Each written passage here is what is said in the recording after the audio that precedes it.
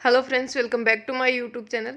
आज हम पढ़ने वाले हैं मैग्नेटिक मटेरियल्स। कल हमने पढ़ा था हिस्टेरेसिस लूप के बारे में, और इसी तरह से हम मैग्नेटिक मटेरियल्स या जो ईएमटी आपका सब्जेक्ट है उस सब्जेक्ट के सारे टॉपिक्स हम कवर करने वाले हैं। यहाँ पे जो भी आपके मैग्नेटिक मटेरियल्स है, इलेक्ट्रिक मटेरियल्स हैं, उनकी प्रॉपर्टीज़ हैं, वो सब के बारे में पढ़ेंगे। तो आज अपना टॉपिक है मैग्नेटिक मटेरियल्स। देखते हैं कितनी क्लासेज में कंप्लीट होता है। तो स्टार्ट करते हैं आज के लिए। पहला आपका मैग्नेटिक मटेरियल्स जो हैं, जितनी भी टर्म्स इसके अंदर इंक्लूड होती हैं वो सारी टर्म्स यहाँ पे डिस्कस करने वाले हैं। क्या उनकी डेफिनेशन है, कौन कौन सी टर्म्स हैं। तो सबसे पहला आपका आता है मैग्नेटिक फील्ड। मैग्नेटिक फील्ड क्या होता है? आपको पता है कि मैग्नेट क्या है, लेकिन मैग्नेटिक फील्ड क्या है ये भी क्वेश्चन पूछा जा सकता है। तो मैग्नेटिक फील्ड होता है the space around a magnet when its magnetic influence is experienced is known as magnetic field. कोई भी आपकी मैग्नेट रखी हुई है, उसके चारों तरफ जो स्पेस है, अगर वो मैग्नेटिक इन्फ्लुएंस एक्सपीरियंस कर रही है मैग्नेट, इसका मतलब वहाँ पे मैग्नेटिक फील्ड प्रोड्यूस हो चुका है, तो उसे बोलते हैं अपन मैग्नेटिक फील्ड। ठीक है, space around a magnet where its magnetic influence is experienced. अगली टर्म है आपकी magnetic flux density. Magnetic flux आपको पता है फाई होता है। Magnetic flux density, the concentration of magnetic flux is called the magnetic flux density which is defined as the number of flux lines passing through a unit area of cross section. और क्या होता है? B equal to phi upon ए होता है, और दूसरा इसका होता है B equal to mu into H भी होता है। एच क्या है आपका? मैग्नेटिक फोर्स, और म्यू जो है ये म्यू नोड होता है। म्यू नोड आपकी क्या होती है? परमिएबिलिटी ऑफ फ्री स्पेस होती है, और जिसकी वैल्यू क्या होती है आपकी 4 पाई इंटू 10⁻⁻7 हेनरी पर मीटर। ठीक है, म्यू नोड की वैल्यू अगर नहीं पता है तो लिख देती हूँ, काफ़ी जगह काम आती है। 4 पाई इंटू 10⁻⁻7 हेनरी पर मीटर। ठीक है, ये आपकी फ्री स्पेस की परमिएबिलिटी है। तो B equal to mu naught H या फिर phi upon A, number of flux lines passing through a unit circle of cross section. अगली टर्म देखते हैं यहाँ पे मैग्नेटिक ससेप्टेबिलिटी।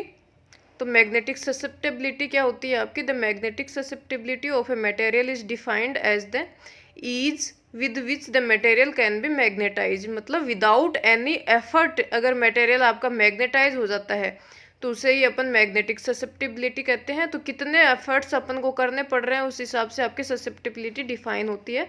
तो विदाउट एनी एफर्ट्स आपका मटेरियल जो मैग्नेटाइज होता है उसे मैग्नेटिक ससेप्टेबिलिटी बोलते हैं, और उसका फॉर्मूला होता है ये आपका susceptibility equal to M by H. M क्या है आपका? मैग्नेटाइजेशन, और एच आपका मैग्नेटिक फोर्स है। ठीक है, अब आपका नेक्स्ट टर्म है मैग्नेटिक मटेरियल्स, अपन जो पढ़ रहे हैं यहाँ पे। तो मैग्नेटिक मटेरियल्स क्या है? मैग्नेटिक मटेरियल्स आपके ऐसे सब्सटेंसेज होते हैं which upon being introduced into external magnetic field change so that they themselves become source of additional magnetic field. मतलब मैग्नेटिक मटेरियल जो है आपके, वो ऐसे सब्सटेंस है जिनको अगर अपन किसी एक्सटर्नल मैग्नेटिक फील्ड के अंदर इंट्रोड्यूस करें, ये आपका एक्सटर्नल मैग्नेटिक फील्ड है पूरा, वहाँ पे अगर अपन ऐसे सब्सटेंसेस को रख देते हैं तो वो चेंज हो जाते हैं, उनकी प्रॉपर्टीज चेंज हो जाती हैं, और वो खुद भी एक source of additional magnetic field की तरह बिहेव करने लग जाते हैं।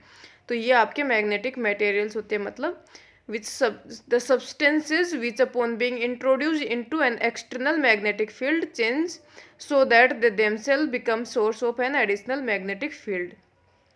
ठीक है, आपकी टर्म्स यहाँ पे हो जाती हैं। अब अपन क्लासिफिकेशन पढ़ेंगे। इसके पहले आपके मोटे मोटे तौर पे जो टाइप्स आते हैं वो 3 तरह के टाइप हैं आपके।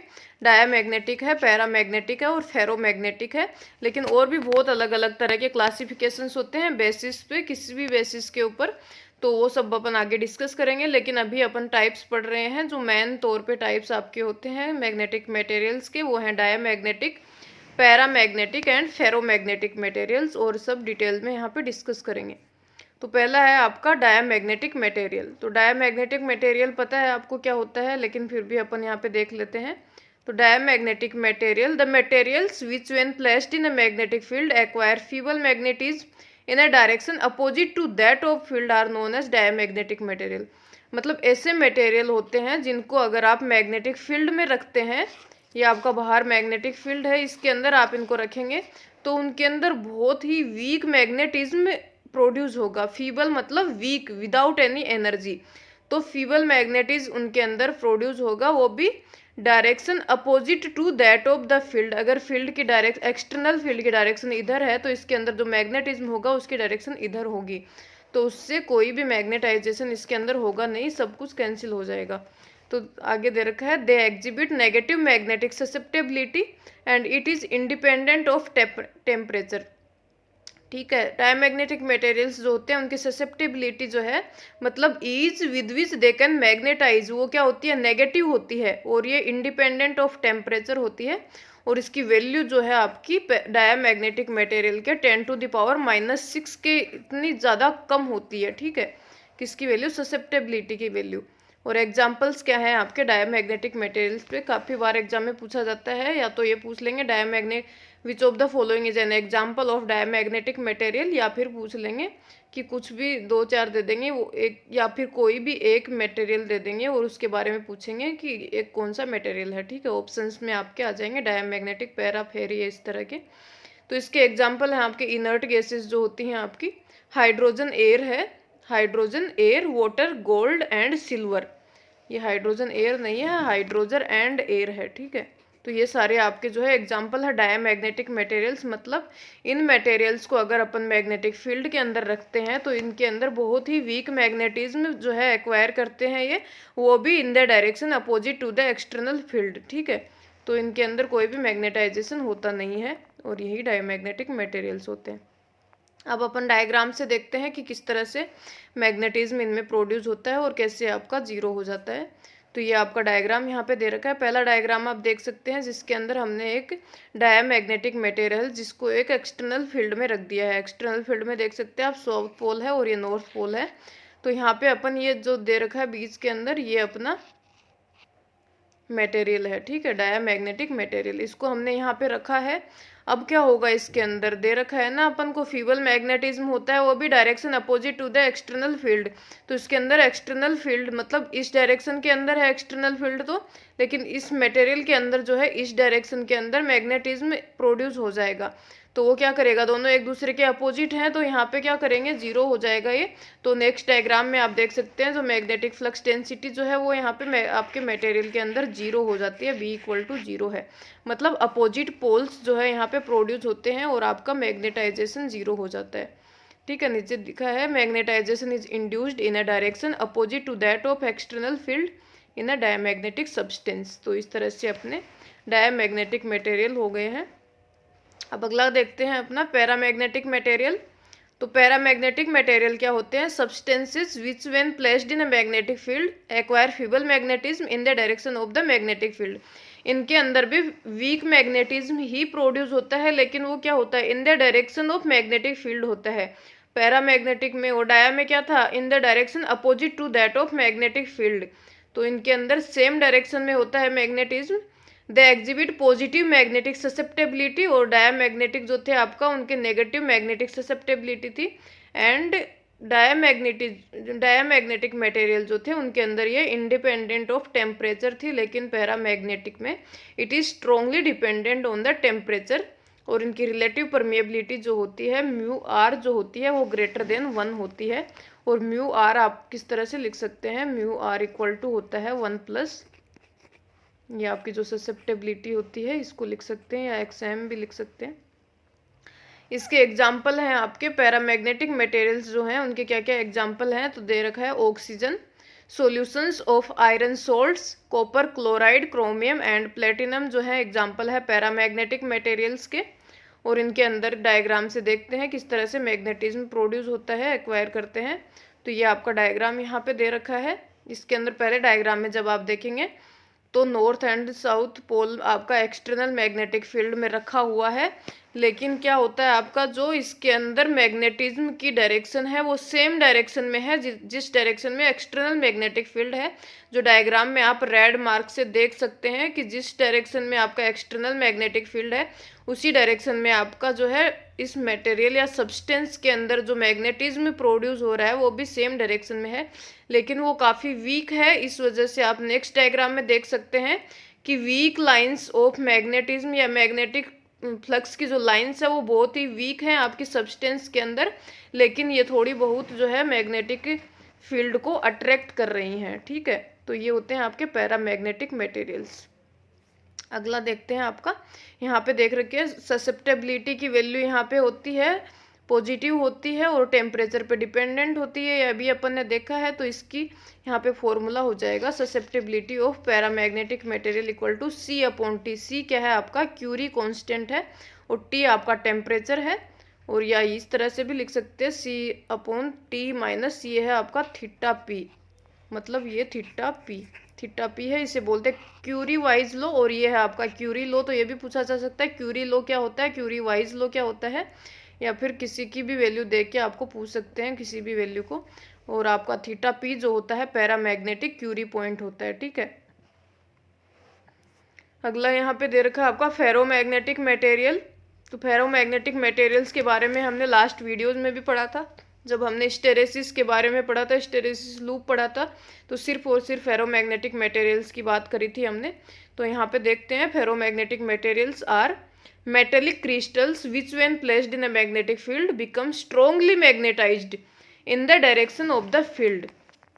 ये क्या होते हैं आपके, वीक नहीं होते, स्ट्रोंगली मैग्नेटाइज हो जाते हैं इन the direction of the applied field, ठीक है। इसके एग्जाम्पल आपके दे रखे हैं iron, nickel and some steels are example of ferromagnetic materials. Ferromagnetic materials exhibit very high value of magnetic susceptibility and relative permeability, मतलब म्यू आर जो होता है वो भी बहुत हाई है, और आपका जो ससेप्टेबिलिटी है उसकी वैल्यू भी आपकी 10⁶ के इक्वल होती है, ठीक है। और रिलेटिव परमिएबिलिटी है वो भी बहुत ज़्यादा होती है आपकी नियर टू 1000, इस तरह से कुछ वैल्यू होती है, ठीक है। नेक्स्ट दे रखा है in the liquid and gaseous states ferromagnetic materials behave like ordinary paramagnetic substances, ठीक है।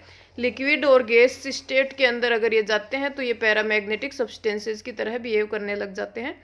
अगला है above a definite temperature called the Curie temperature ferromagnetic behaviour disappears and the material transforms into a paramagnetic material. ये question काफ़ी बार exam में पूछा गया है। यूपी जो था आपका यूपी पीएससी पॉलीटेक्निक एग्जाम में भी सेम क्वेश्चन पूछा गया था कि फेरोमैग्नेटिक मटेरियल क्यूरी टेम्परेचर के ऊपर किस तरह से बिहेव करते हैं, या फिर ट्रांजिशन टेम्परेचर के ऊपर कैसे बिहेव करते हैं। तो क्यूरी टेम्परेचर की बात करते हैं फेरोमैग्नेटिक मटेरियल्स के लिए, तो ये above Curie temperature paramagnetic material की तरह बिहेव करते हैं। इनका फेरोमैग्नेटिज्म बिहेवियर जो है कंप्लीटली वेनिस्ड हो जाता है, डिसअपियर हो जाता है अबोव क्यूरी टेम्परेचर, ठीक है। तो ये काफ़ी इंपॉर्टेंट चीज़ है यहाँ पे ध्यान रखने की। जितने भी क्वेश्चंस यहाँ से बन सकते हैं वो सारे क्वेश्चन मैं यहाँ पे आपके लिए कंसिडर कर रही हूँ, इंक्लूड कर रही हूँ थ्योरी के अंदर ही, तो थोड़ा ध्यान से पढ़ें। नेक्स्ट आपका typical property of ferromagnetic materials is hysteresis. ये हमने कल पढ़ा था हिस्टेरेसिस, इसके बारे में यहाँ डिटेल डिस्कशन नहीं करेंगे क्योंकि सारा डिस्कशन हम कर चुके हैं लास्ट वीडियो में। तो अगर आपने नहीं देखा है तो देख सकते हैं। नेक्स्ट आपका देखते हैं किस तरह से इसके अंदर आपका मैग्नेटिज्म होता है। तो ये आप देख सकते हैं एक्सटर्नल मैग्नेटिक फील्ड है, उसके अंदर हमने एक फेरोमैग्नेटिक सब्सटेंस रखा है। अब ये क्या करता है, जितने भी एक्सटर्नल मैग्नेटिक फील्ड की लाइन ऑफ फ्लक्स है, फ्लक्स लाइंस जो हैं उनको अट्रैक्ट कर रहा है, और फिर यहाँ पर जाके नेक्स्ट डायग्राम में अगर आप देखेंगे तो एक शील्ड बन जाती है और उसके बाहर कोई भी मैग्नेटिक फ्लक्स लाइंस नहीं जाती हैं। मतलब ये क्या करता है, इस तरह से कर लेता है बिहेवियर कि फ्लक्स लाइंस जो है स्पेस में पेनेट्रेशन को फॉरवर्ड करता है, ठीक है। स्पेस में फ्लक्स लाइंस को पेनेट्रेट नहीं करने देता है, ये एक शील्ड बना लेता है, और उसी शील्ड के अंदर सारी लाइन ऑफ फोर्स या फिर लाइन ऑफ फ्लक्स जो होती हैं वो इसी शील्ड के अंदर रहती हैं। तो ये आप डायग्राम से देख सकते हैं। फेरोमैग्नेटिक मटेरियल में स्ट्रोंगली मैग्नेटिज्म प्रोड्यूस होता है, स्ट्रोंगली मैग्नेटिज्म एक्वायर करते हैं, ठीक है। तो ये आपके तीन मोटे मोटे तौर पे जो है क्लासिफिकेशन वो पढ़ लिया है हमने। अब अपन देखेंगे और किस बेसिस पे क्लासिफाई किया जा सकता है या कितने टाइप्स और बना सकते हैं हम यहाँ पे। तो क्लासिफिकेशन कर रहे हैं फिर से। मैग्नेटिक मटेरियल्स में भी reclassified on the basis of permanent magnetic dipole moments, ठीक है। परमानेंट मैग्नेटिक डाइपोल मोमेंट्स के बेसिस पे भी इनको क्लासिफाई किया जा सकता है इनटू 2 ब्रॉड ग्रुप्स, 2 ग्रुप्स के अंदर, ठीक है। पहला ग्रुप कौन सा है, material whose atoms carry permanent magnetic dipoles. ऐसे मटेरियल जिनके एटम्स जो होते हैं वो परमानेंट मैग्नेटिक डाइपोल्स कैरी करते हैं।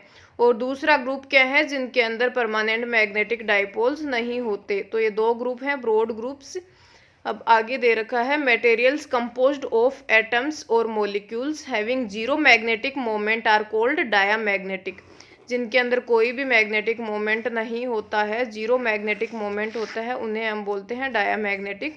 और पहले भी हमने देखा है जब आपका मैग्नेटिज्म जो है वेरी वीक है और वो अपोजिट डायरेक्शन में है तो वहाँ पे मैग्नेटाइजेशन जीरो हो जाता है और उसे ही डायामैग्नेटिक बोलते हैं हम।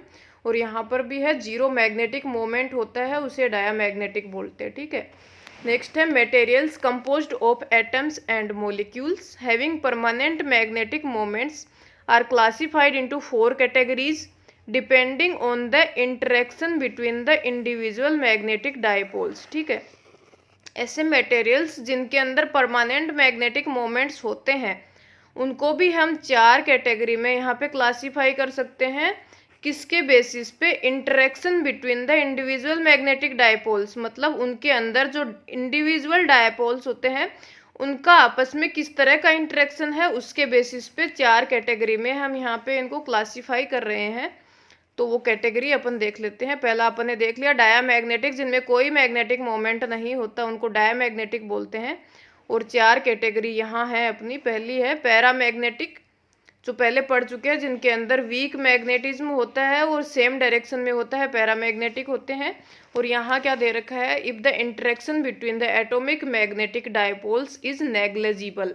वीक मैग्नेटिज्म था जिसके अंदर बहुत ही वीक लाइंस ऑफ फ्लक्स थी, weak lines of magnetic force थी। और यहाँ पर भी है कि atomic magnetic dipole is negligible. ठीक है, इंटरेक्शन जो है नेग्लिजिबल है डायपोल्स के बीच में, वो है आपके पैरामैग्नेटिक। नेक्स्ट है आपका ferromagnetic. If the magnetic dipoles interact in such a way that they tend to orient in the same direction. ठीक है, ये क्या है? दे इस तरह का इंटरेक्शन होता है इंडिविजुअल मैग्नेटिक डायपोल्स में कि सारे के सारे डायपोल्स जो होते हैं सेम डायरेक्शन में ओरिएंट हो जाते हैं। स्ट्रॉन्ग इंटरेक्शन होता है, उन्हें हम बोलते हैं फेरोमैग्नेटिक। और जब वो एक ही डायरेक्शन में ओरिएंट हो जाते हैं तो उनको फिर से डिसोरिएंट करने के लिए जब हम फोर्स अप्लाई करते हैं तो बहुत ही ज़्यादा फोर्स की वहाँ पे रिक्वायरमेंट होती है, और वो हम देख चुके हैं हिस्टेरेसिस लूप में। तो यहाँ से भी आप समझ सकते हैं कि इनके अंदर स्ट्रॉन्ग इंटरेक्शन होता है और सारे डायपोल्स एक ही डायरेक्शन में ओरिएंट हो जाते हैं। नेक्स्ट है अपना third, anti ferromagnetic. Anti ferromagnetic में क्या होता है? If neighbouring dipoles orient in opposite direction and if dipoles are of equal magnitude, मतलब सारे डायपोल्स जो हैं इक्वल मैग्नीट्यूड के हैं लेकिन अपोजिट डायरेक्शन में ओरिएंट हो जाते हैं नेबरिंग डायपोल्स। तो जब नेबरिंग एक दूसरे के अपोजिट में हो जाएंगे और सेम मैग्नीट्यूड के हैं तो एक दूसरे को कैंसिल आउट कर देंगे, तो वो है एंटी फेरोमैग्नेटिक। अगला है आपका फेरी मैग्नेटिक। इसके अंदर क्या होता है? सेम मैग्नीट्यूड के नहीं, से नेबरिंग डायपोल्स जो हैं डिफरेंट मैग्नीट्यूड के हैं और ओरिएंट हो जाते हैं एंटी पैरेलल, मतलब अपोजिट डायरेक्शन में तो होते हैं लेकिन मैग्नीट्यूड जो है उनका डिफरेंट होता है, तो वो कैंसिल आउट नहीं कर पाएंगे पूरे। तो यहाँ पे डायग्राम से हम समझते हैं इनको। ये आप देख सकते हैं डायग्राम। यहाँ पे ए डायग्राम दे रखा है आपका, सारे के सारे डायपोल्स जो है वो बहुत ही अलग अलग डायरेक्शन में है, कोई इंटरेक्शन नहीं है, तो वो क्या है? आपके पैरामैग्नेटिक मटेरियल्स हैं। नेक्स्ट आपका देख सकते हैं यहाँ पे आप, इसके अंदर क्या है? सारे के सारे डायपोल्स जो हैं वो एक ही डायरेक्शन में ओरिएंट हो गए हैं, वो आपके हैं फेरोमैग्नेटिक। थर्ड नंबर आप देखेंगे सी, तो इसके अंदर आपका क्या है? जो नेबरिंग डायपोल्स जो है वो अपोजिट डायरेक्शन में है और सेम मैग्नीट्यूड है, किसी का भी देख सकते हैं आप, सारे के सारे सेम ही मैग्नीट्यूड के हैं और अपोजिट डायरेक्शन में है, तो ये आपके हो जाएंगे एंटी फेरोमैग्नेटिक। ठीक है, और डी में आप देख सकते हैं कि अपोजिट डायरेक्शन में तो है लेकिन इनका क्या है? देखो मैग्नीट्यूड कम है और इनका मैग्नीट्यूड ज़्यादा है, तो ये क्या होते हैं? आपका फेरी मैग्नेटिक। ठीक है, तो यहाँ पे आपके 5 क्लासिफिकेशन हो गए हैं। पहला था डायामैग्नेटिक, जिनमें कोई मोमेंट नहीं होता, और फिर 4 थे जिनके अंदर मोमेंट तो होता है लेकिन वो डिपेंड करता है इंटरेक्शन बिटवीन इंडिविजुअल मैग्नेटिक डायापोल्स पे, और वो यहाँ है 4 तरह के, जिनके अंदर पहला है आपका पैरामैग्नेटिक, सेकंड है फेरोमैग्नेटिक, थर्ड है एंटी फेरोमैग्नेटिक एंड फोर्थ है फेरी मैग्नेटिक। ठीक है, यहाँ पे हमने 2 क्लासिफिकेशन तो पढ़ लिए हैं। तो आज के लिए इतना ही। आगे जो अपन और क्लासिफिकेशन आएंगे बहुत तरह के होंगे, तो वो सारे नेक्स्ट वीडियो में पढ़ेंगे, बाकी कंटिन्यू करेंगे। तो आज के लिए इतना ही। Thank you so much. And अगर आपको वीडियो यूज़फुल लगा हो तो लाइक कीजिए, चैनल को सब्सक्राइब कर लीजिए। Have a nice day.